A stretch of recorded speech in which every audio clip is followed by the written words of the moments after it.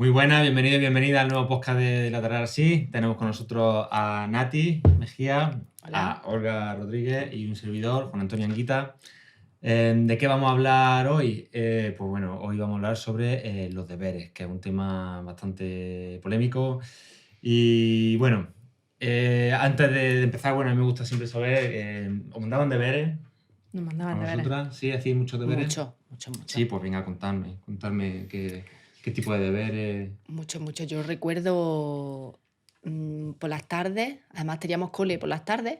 Yo soy Sí. de la generación de los que teníamos colegio, hacíamos una pausa para comer y luego volvíamos al colegio por la tarde y salir del colegio, merendar, ver un rato Barrio Sésamo y ponte con los deberes. Y te tirabas ya el Sí, resto de la tarde y el con, resto de la tarde, pues a con lo los mejor deberes. 2 horas, sí. Y yo era supuestamente de las personas rápidas y que a mí los deberes se me daban bien y no tenía muchas dificultades.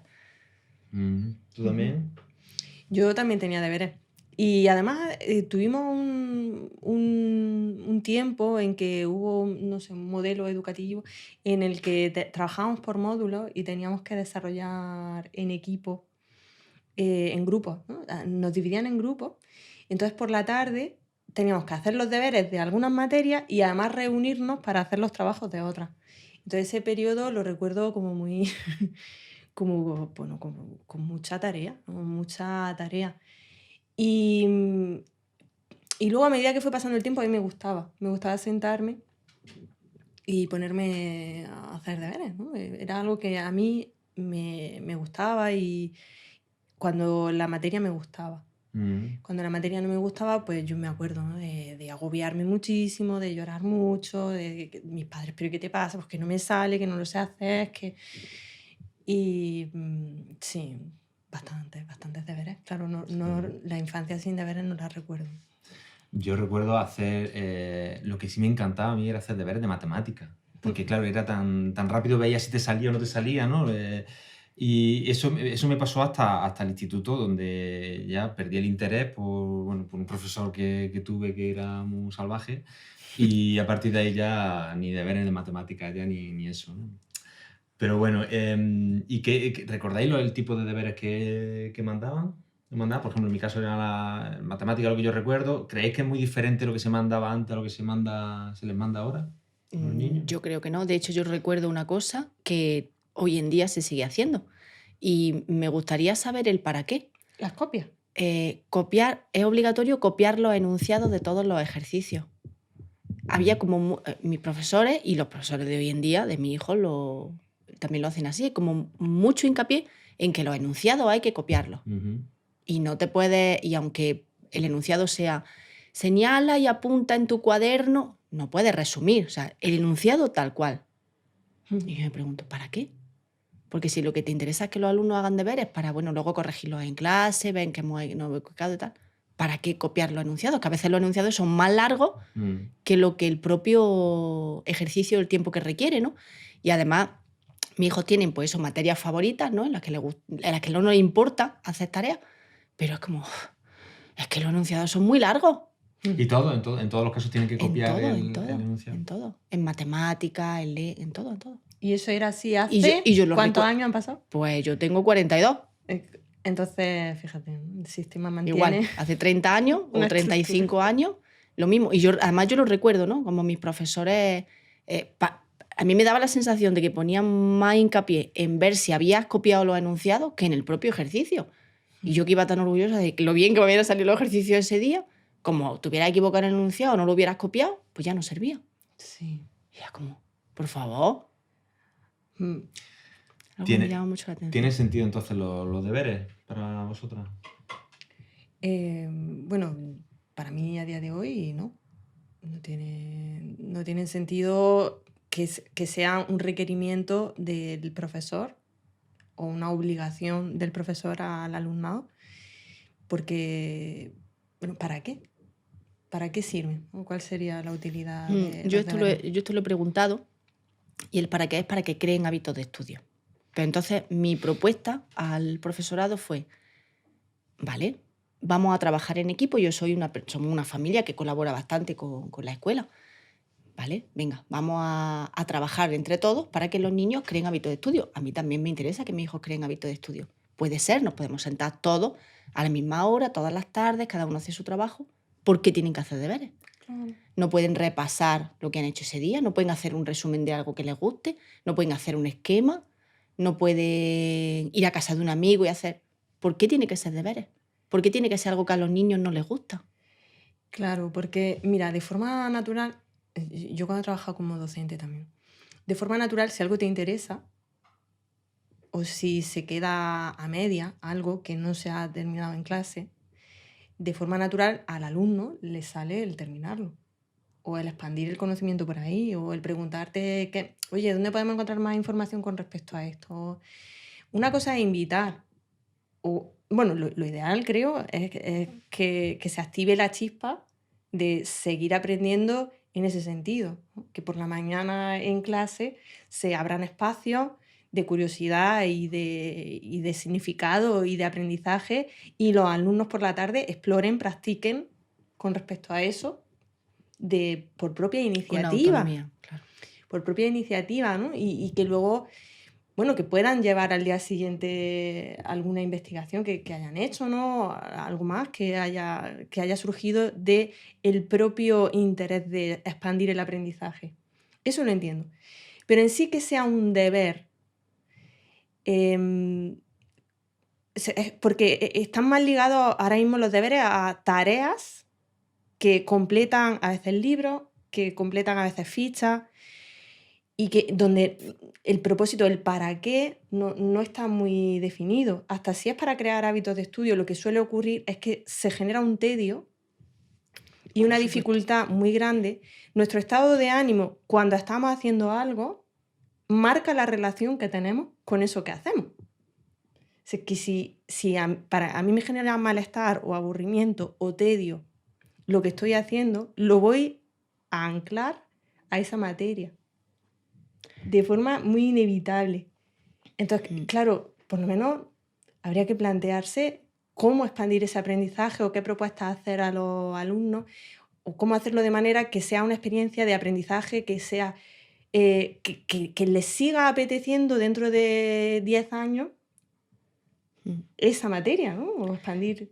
Claro, yo he escuchado a los profesores decir, es que si no les mandamos nada, los niños no hacen nada por las tardes. Mi pregunta sería, ¿está comprobado realmente que si tú mandas deberes o si no mandas deberes los niños explorarían o no explorarían? Es decir, ¿le hemos dado la oportunidad a ese alumnado de que lo haga? ¿O nos basamos simplemente en la creencia de que los niños son unos vagos y si tú no les mandas deberes no van a hacer nada? A mí me llama mucho la atención el no sé, o sea, los niños se tiran en el colegio, en el instituto, se tiran una media de 6 horas, ¿no? O sea, y nosotros trabajando una media de 8 horas, más o menos, es casi una misma jornada laboral. O sea, tú cuando terminas tu jornada laboral lo que quieres es llegar a casa, descansar, hacer alguna actividad de ocio o jugar Claro. o ver la tele o leer o lo que sea. Pero claro, o sea, ellos se tiran su jornada laboral y luego encima tienen que seguir trabajando. O sea, a mí esa es como la parte que yo digo, bueno, yo creo que ya han tenido suficiente, ¿no? Porque vamos a dedicarle ahora a jugar, al juego, al disfrute, a hacer otra actividad que me interese, a otra actividad que yo quiera. Y luego la otra parte también es la de qué pasa con los padres, porque aquí pasa otra historia con las tareas. Las tareas, los deberes muchas veces, en la mayoría de los casos, por lo menos los casos que yo escucho, son para los padres. Y al final, Y para ser supervisadas por los padres. son supervisadas y a la vez porque parece que si el niño fracasa en los deberes, fracasa el padre o los padres. Sí. Entonces al final, ¿qué pasa? Se sientan los padres con el niño, lo acaban haciendo los padres y al final la responsabilidad final es, ¿qué? ¿Hemos aprobado o hemos suspendido? ¿No has salido bien los deberes? Y al final el niño no adquiere la responsabilidad que le corresponde de, bueno...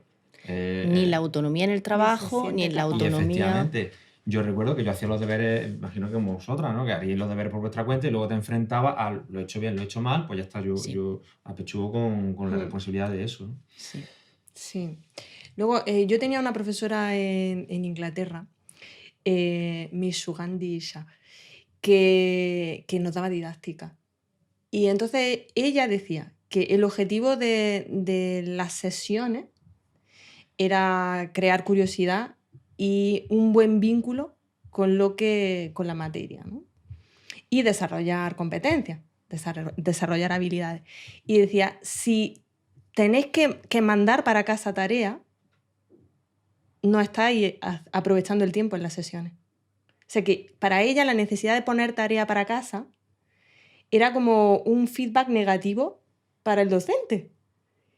Y me resulta muy curioso lo distinto que se ve en la escuela todavía esta necesidad de poner tarea, ¿no? Porque si aprovechamos el tiempo y además en nuestra legislación necesitamos evaluar competencias, ¿por qué los deberes tienen que ver con contenido concreto, específico, de réplica, de repetición, donde el para qué y la competencia que se está desarrollando tampoco está clara, ¿no? Y los niños preguntan, ¿pero para qué? ¿Para qué? Para completar los deberes y que en la libreta o en el cuaderno de notas del profesor aparezca un sí lo ha hecho o no lo ha hecho, o sí lo ha hecho bien o no lo ha hecho bien, pero en realidad está todo muy centralizado en la tarea en sí. Sí, yo, volviendo a lo que decía Juana, ¿no? Es como las dinámicas familiares de por las tardes, ¿no? Van en sintonía con los deberes que tenga el niño o la niña. O sea, llega a mediodía el niño o la niña a comer a casa. ¿Tienes deberes? Porque si tienes deberes ya, no podemos ir a no sé dónde, no podemos ir a visitar no sé cuánto, no podemos ir. Y está Entonces, condicionado todo. claro, todo está condicionado. Entonces, bueno, además yo no es que sea una persona... Es decir, que si el propósito, yo no soy antideber, es decir, si el propósito es que los niños creen hábitos de estudio y tal, vale, vamos a valorarlo, pero ¿por qué tienen que ser deberes? ¿Por qué hay que copiar los enunciados? O sea, ¿para qué? ¿Qué van a desarrollar los niños con eso? ¿No? ¿Qué habilidad van a desarrollar? Por ejemplo, en matemáticas, ¿no? La idea es que la resolución de problemas, si un problema tiene una misma solución para todos los alumnos, pues tiene una misma solución. Pero si otro alumno plantea otra solución diferente o otra forma de hacerlo diferente, no es válido. No es válido. Aunque te salga el mismo resultado, no es válido, porque se tiene que hacer así. Estamos matando la creatividad de las criaturas. Claro. Un problema se puede resolver de muchas maneras y es un aprendizaje para toda la vida. Pero en matemáticas no, solamente hay una forma de hacerlo. Entonces, como que habría que reflexionar. Y yo invito además a los docentes y a los equipos directivos, además de que reflexionaran el para qué de los deberes, que hoy en día hay estudios que revelan que los deberes no son tan necesarios. Sí, concretamente en el libro Aprendizaje Visible de John Hattie, donde ha hecho miles, o sea, miles, no sé cuántos son, 500.000 estudios sobre qué es lo que tiene más impacto en el aprendizaje del alumno. Los deberes es de lo que menos impacto tiene. Porque realmente el alumno hace los deberes por obligación, porque si mañana voy sin los deberes me van a poner un negativo. Claro. Entonces, si ya va el alumno con esa predisposición a hacer los deberes, ¿qué aprendizaje de impacto tiene? Claro, es que es evidente. Pero ¿qué pasaría si yo como docente abro, como dices tú, Olga, abro una ventana al conocimiento y doy la oportunidad a mis alumnos o les puedo guiar por dónde pueden buscar, por dónde quieren? Y el que quiera traer algo perfecto y el que no, también perfecto. ¿No? Porque a lo mejor no todos lo hacen en naturales, pero algunos lo hacen en naturales, otros en sociales, otros en lengua, otros... Cada uno en la materia que más le guste.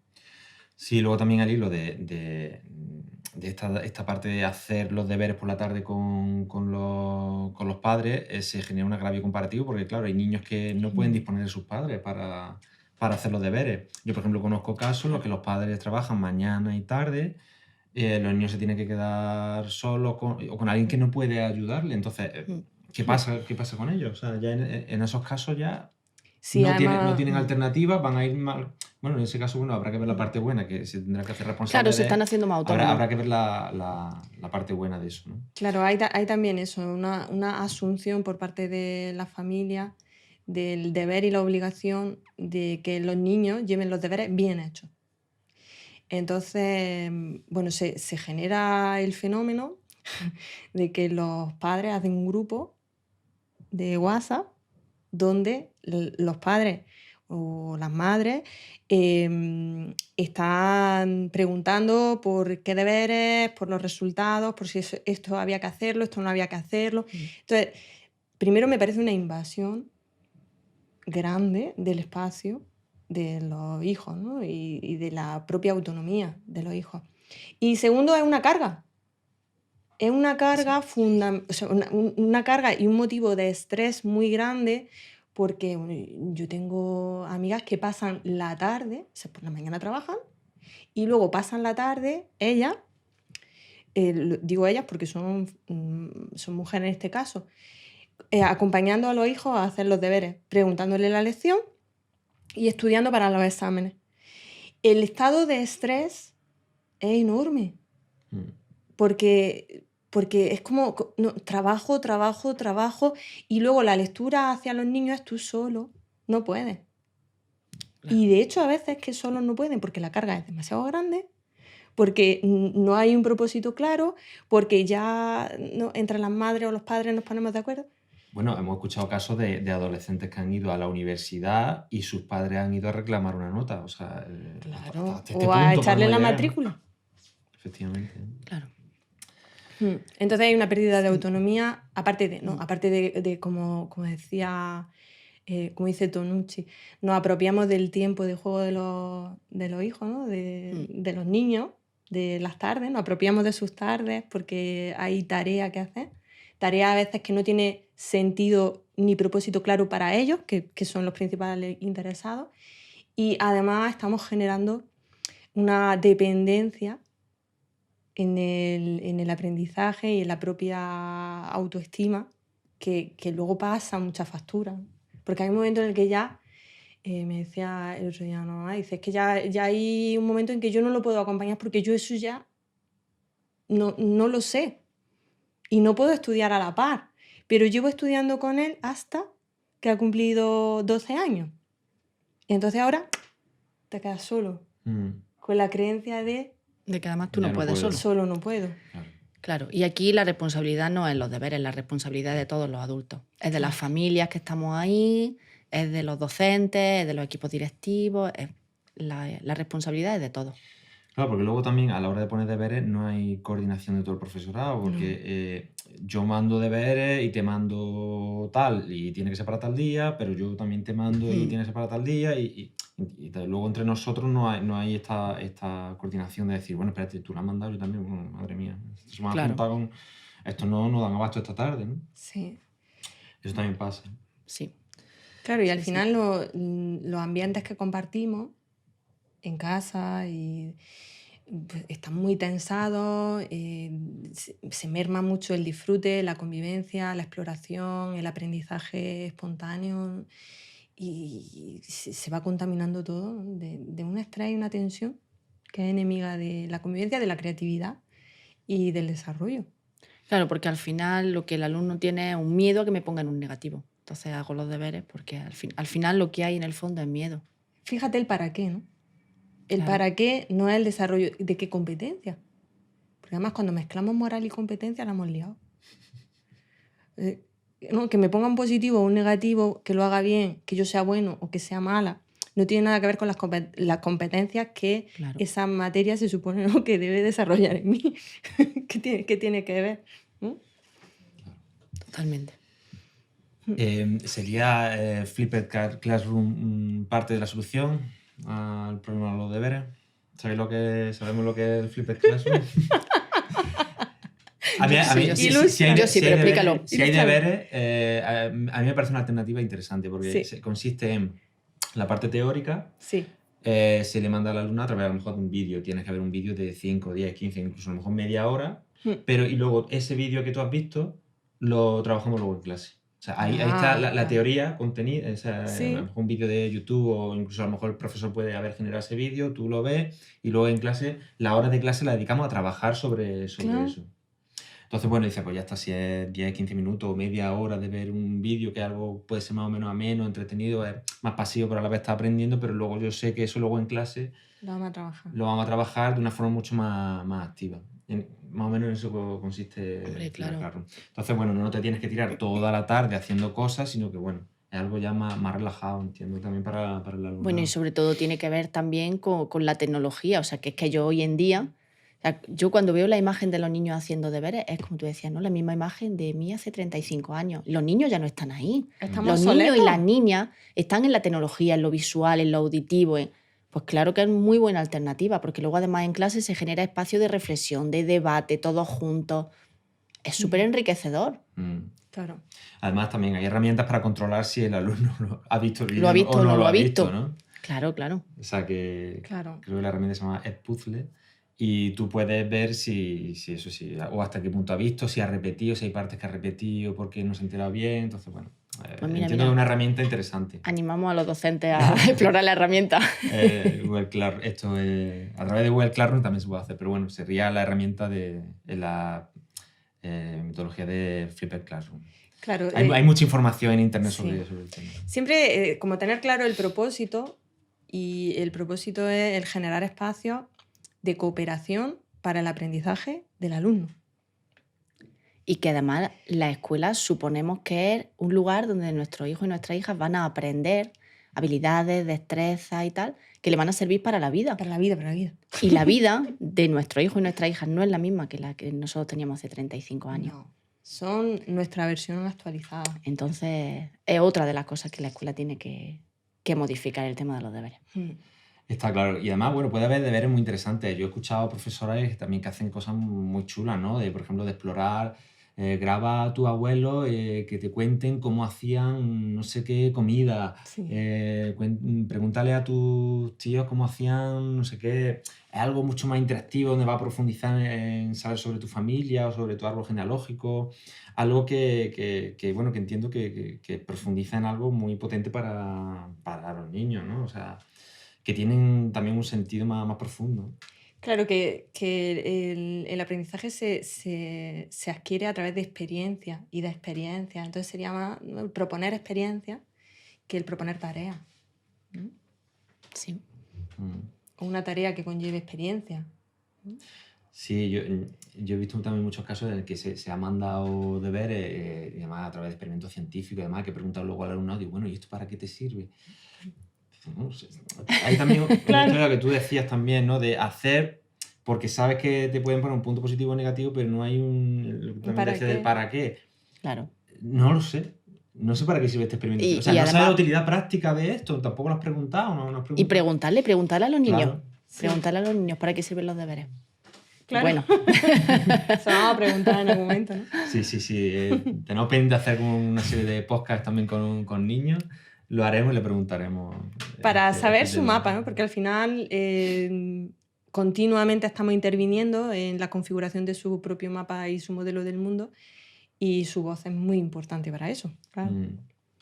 Muy bien, y ya para ir cerrando, ¿qué mensaje entonces podemos dar a padres, a profesorado, a niños, ¿no? ¿Qué le diríais? Yo lanzaría la pregunta, ¿existiría el aprendizaje sin deberes? O sea, ¿es posible seguir aprendiendo, mantener la curiosidad intacta, explorar, desarrollar competencias, habilidades sin deberes? ¿Es cierta la creencia de que los niños por las tardes, si no le mandamos deberes, son unos vagos y no van a hacer nada? Oye, ¿tú has visto alguna vez a un niño o una niña quieto? Nunca, nunca. Y precisamente, yo de hecho leí un artículo muy interesante sobre esto. Cuando terminan los deberes es cuando ya se ponen a jugar a la Play, se tiran en el sofá con el móvil, se ponen a ver la tele. Es como que la mente ya llega a un nivel de, claro, de ya no puedo más, y entonces ya me dejo, ya es como, pero ¿y qué pasaría si esa mente puede estar curioseando por las tardes? Curioseando. Y en vez de estar haciendo deberes, podemos ir al museo, podemos ir a la biblioteca, podemos seguir haciendo cosas en familia, pero que no tengan que ser deberes. Bueno, podemos aburrir, ¿no? Porque del aburrimiento surge también muchísima creatividad. Yo recuerdo el otro día con mi hija, estaba aburrida, papá, me aburro, papá. Bueno, no pasa nada. Le decía, le daba este mensaje de si cuando uno se aburre surge muchas... Joder, se le ocurrió un juego súper chulo de ir tapándose, iba con un cojín arrastrándose por el suelo y dice, venga, me tenéis que guiar. Y ir diciéndome izquierda, derecha y me ponéis obstáculos para no chocarme. Y fíjate, digo... Claro. Y se lo pasó pipa durante hora y pico con un juego inventado. No para. Y yo luego también lanzaría un mensaje a las familias, ¿no?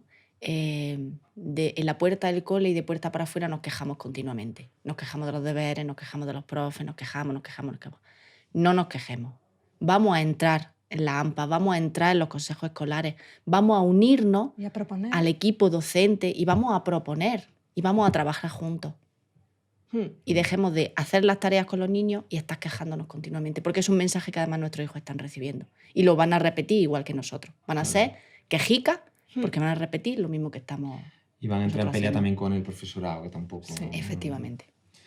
Pues sí, que le ayuden menos también a hacer los deberes para que ganen en autonomía, ¿no? También... Y como que se ha no dicho. pasa nada por equivocarnos, que pierdan el miedo a equivocarse. Y a la verdad también, ¿no? A la verdad del Claro. aprendizaje, al nivel de aprendizaje, al nivel de desarrollo, o sea, que nos manejemos siempre con la verdad sin intentar enmascarar cosas, ¿no? Que a veces hay también una intención de Que mi hijo sea el mejor, que mi hija que sea la mejor, ¿no? saque un 9 cuando a lo mejor yo no he vivido nunca esa experiencia, ¿no?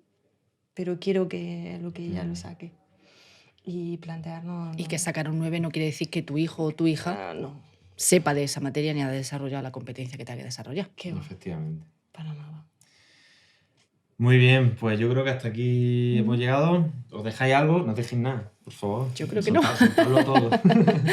No. Muy bien, pues aquí lo dejamos. En el próximo podcast hablaremos sobre evaluación por competencias, que tendremos con nosotros a nuestro primer invitado. Y ya está. Nos vemos la semana siguiente. Ya sabéis que podéis vernos, que podéis suscribir a YouTube, a nuestro canal de YouTube. Podéis escucharnos en iVoox, en Spotify y en Apple Podcast. Así que nada, hasta el próximo programa. Hasta Chao. pronto.